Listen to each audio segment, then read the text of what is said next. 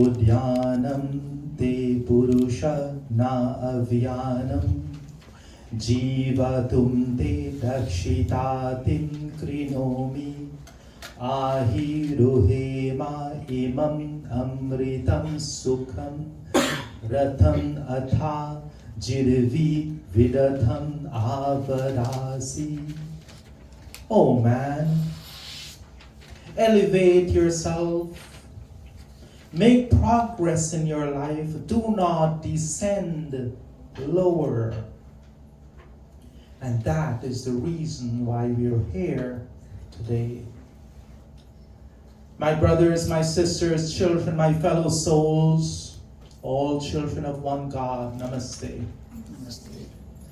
As usual in my Pravachans, I always try to focus, leaving you with a simple takeaway message that if you try to do that, it can change your life.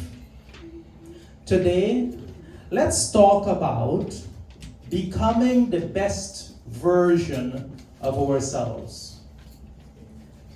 Before I move on, Pandita Leela, it's great to see you here.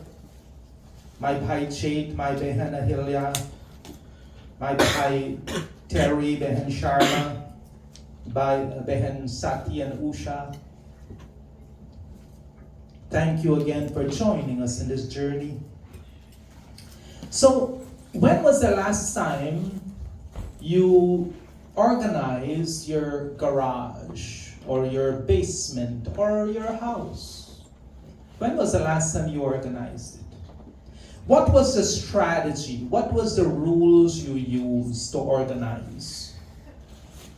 Me, I use a simple rule. Anything I have not touched in 3 years goes. Either I give it away or I sell it. It takes up space. The space is more important to me than that thing. So what strategy do you use? Because if you do not strategize, all you're doing is maybe dusting off that thing and putting it back there for the next 20 years. And many of us have become hoarders. How many of us, we throw nothing away? You buy something that comes in a nice looking dish, and that dish gets washed and it's its place in your house for the next 20 years. How many of us do that? See, you have limited space, right? You don't have space for a collection of junk. Our mind space, even though our mind is unlimited, but when we have a collection of junk in our minds, it becomes confusing. We become hoarders. We keep in our minds all the thoughts, all the things, all the gossip, all the other people's business in our minds. And our mind become that space where we can no longer find peace. And then we come Sunday to Monday when we pray, oh God, help me find peace. But we have not taken the time to organize our minds. So, first, let's kind of hit the reset button. What's wrong and what's not wrong? And I'll ask you a couple of simple questions. I love sitting around, especially weather like this, lighting my fire pit and sitting outside in the backyard. Let's say that you're sitting and you have a fire going, and some wickedness comes over you, and you see a little bug, and you pick the bug and you drop it in the fire. Who's responsible there? Who committed the sin?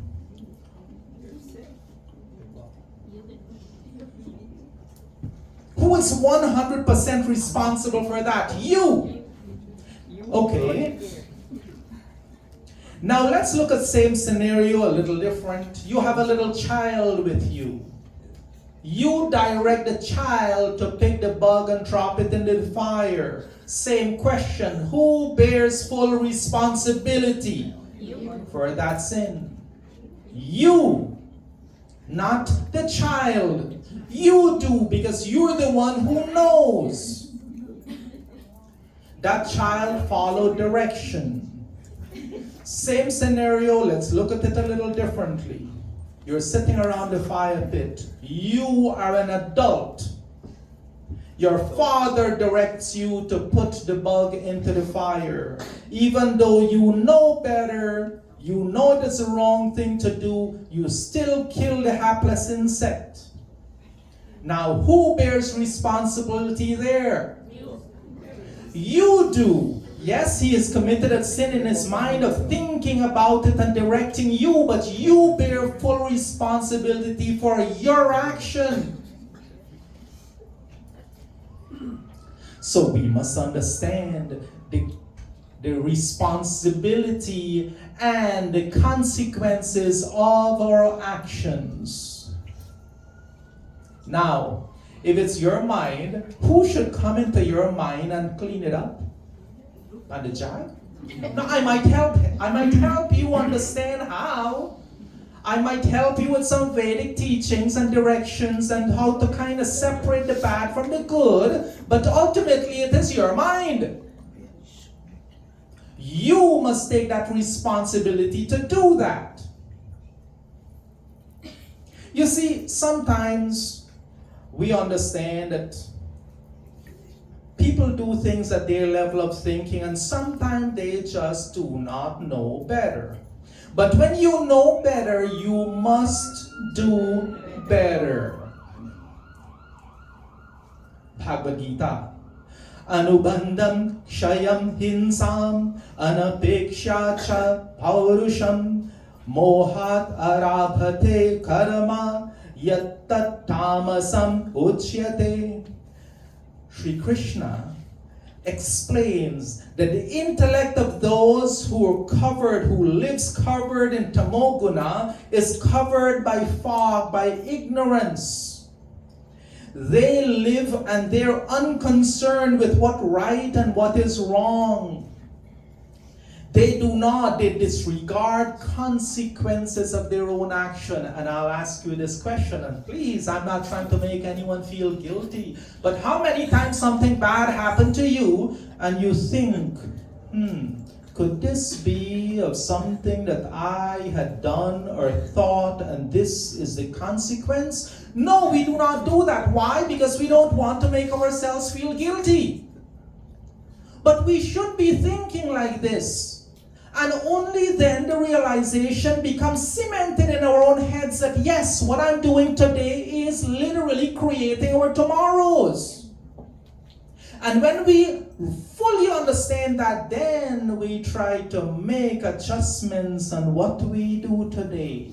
Because we know that, and you heard me say this dozens of times, today we're literally creating our tomorrows. This week, the things we're doing and thinking this week is literally creating our next weeks. What we're doing this month is creating our next month. What we're doing in this year is creating our next year.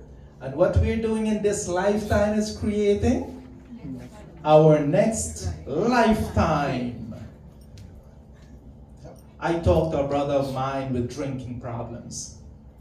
I tell him, I say, listen, if you do not resolve, if you do not conquer that problem in this life, you are carrying it with you into your next. It is your challenge to conquer it in this life.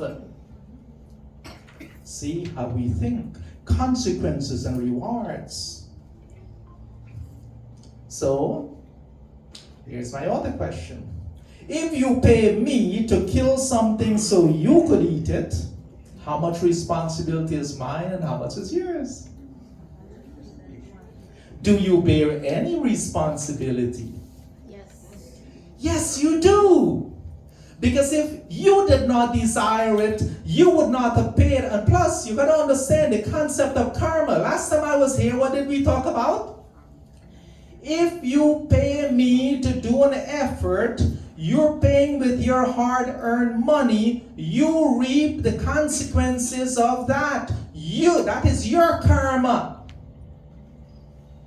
You see, we must live our lives that we do not send out pain to the universe. What do we send out to the universe comes back to us multifold. You heard me saying this many times. You send out love and tolerance and patience and compassion and sympathy and kindness to the world, and that is what comes back to you multifold, and you find peace. Despite your pains, you still find peace. But if you send out pain to the universe, if you make others suffer, if you say harsh words, if you do things to make others suffer, what does the universe return to you? Suffering.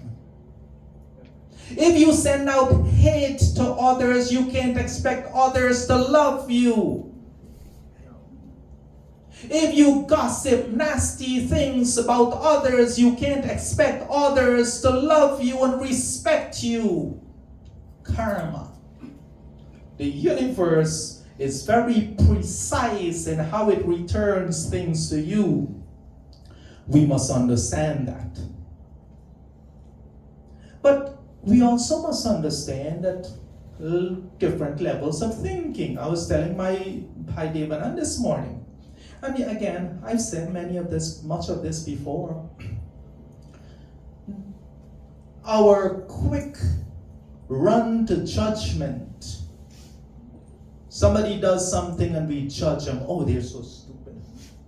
Oh, they're this. Oh, they're that. No! If somebody does something that you don't agree with or you feel you know better about, if it doesn't harm anybody, if it is just words, oh, God bless you, it's okay. Yes. Let's not judge people. Let us always remember what I always tell you. The things people say and the things they do are done at the level of thinking at which they exist. They do not know better. They might have the knowledge, but having the knowledge and really knowing the knowledge are two different things. So, I'll try to cut this a little short. I know we have a lot going on today, but here's what I want to leave with you. My personal philosophy about life, and especially for the younger children here, I want to tell you this. If you're going to do something, be the best at it. If I'm going to do something, I'm going to give it 100% or don't even bother trying. No half-hearted effort. If you give any less than your 100%, you're wasting time, you're wasting effort, you're wasting emotions, you're wasting all of that. And we must be confident. And for our younger ones, and I told you this last week, right, Kritika? I said that I really believe this. If someone else can do something, they have 2 arms, 2 legs, and brain, and they can do it, I can do it. If I don't know how, I can learn. Never put yourself down. You must be confident. Physical things, I can't dunk a basketball, physical limitations, that's okay. But things to learn, no way, no how. Nobody can do better than you. If you're sitting here being the pundit, be the best pundit you can possibly be. Practice, live the mantras in your life. Be the best at it. You can pedal a bicycle with 1 foot. You won't go very far or very fast. You can swim using just your arms. Again, you're not going to go very fast or very far. You have to give it full body commitment. If you're sitting here as Yajman, you come fully engaged, be the best you can possibly be. Don't do it halfway. If you're a mother, be the best mother you can be, not halfway. If you're a father, be the best father you can be, not halfway. If you're a friend, be the best friend you can be. If you're a supervisor at work, with all the knowledge, with all the information on the internet, you have no excuses but to be the best. Yes, we're different sometimes. Don't judge others. Your best might be different from somebody else's best, and that is okay.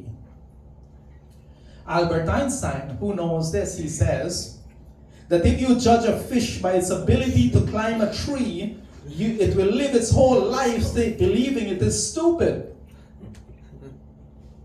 Very apt quote.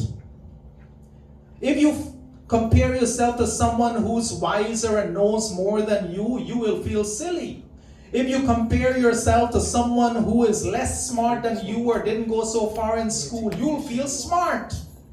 If you compare yourself to somebody who's less attractive than you, you'll feel beautiful. And same goes the other way. Don't do that. There's no need. Everybody is beautiful in their own way. So, to our students, give life your best effort. Focus on your prayers. Give it your all. I will leave you with this. Let's sing this one verse of this bhajan together.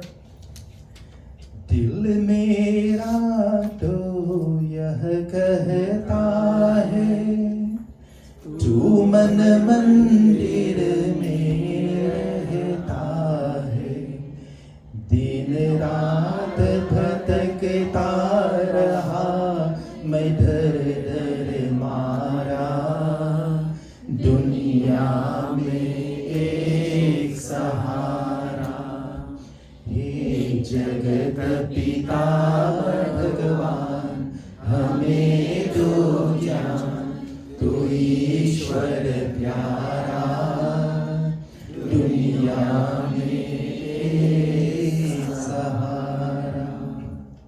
God dwells within you. That divinity, like my favorite prayer says, do not ever forget the presence of the divine within you. Listen to God when He speaks to you. He's always speaking to you. We just do not listen. James Allen said, your circumstances reveal you to yourself. Think about where you are in life. If you want to improve it, take action. My fellow souls, I'll cut this short today. Again, I thank God with gratitude, with love in my heart. I thank God for bringing my brother, my dear brother, Pandit Vikrant, here to be a part of Mandir family along with my Bhabiji and our daughter. Thank you, O God, for bringing them to us.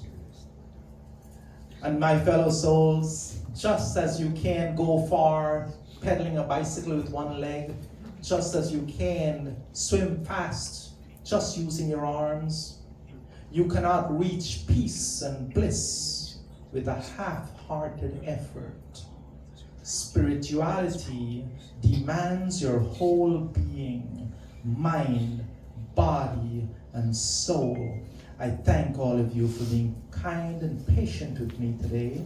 Om Purnamadaha Purnamidam Purnat Purnamudachyate Purnasya Purnamadaya Purnamevavashishyate. With love and humility in my heart, Namaste to each one of you. Om Shanti Shanti.